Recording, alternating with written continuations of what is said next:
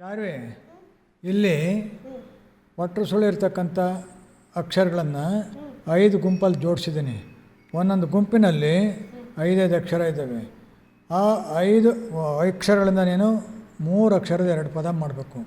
ನಾನು ಮೊದಲನೇದಾಗಿ ಒಂದು ಪದ ಹೇಳ್ತಾ ಹೋಗ್ತೀನಿ, ನೀನು ಜೋಡಿಸ್ತಾ ಹೋಗು.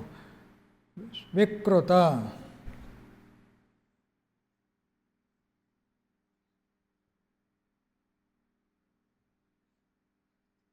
ಸುಕೃತ,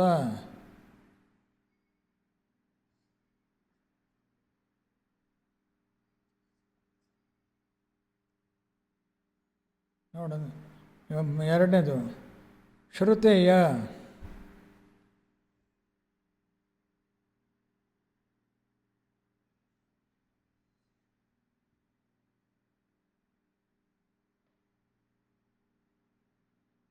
ಕೃತೇಯ,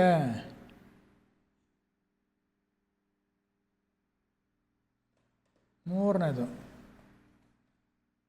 ಸೃಜಲ,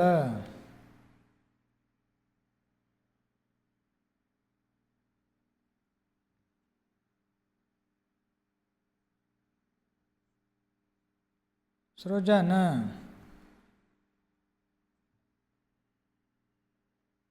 ನಾಲ್ಕನೇ ಗುಂಪು ನೃಪದ,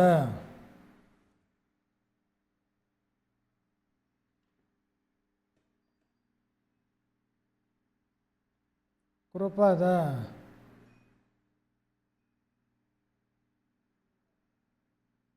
ಸೂಪರ್ ಮರಿ, ಚೆನ್ನಾಗಿ ಜೋಡಿಸಿದ್ದೀಯ, ಭಾಳ ಮುದ್ದಾಗಿ ಕಾಣುತ್ತೆ.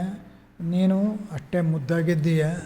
ಆದ್ದರಿಂದ ನಿನಗೆ ನಾನು ಟ್ರಿಬಲ್ ಥ್ಯಾಂಕ್ಸ್ ಕೊಡ್ತೀನಿ. Thanks thanks thanks.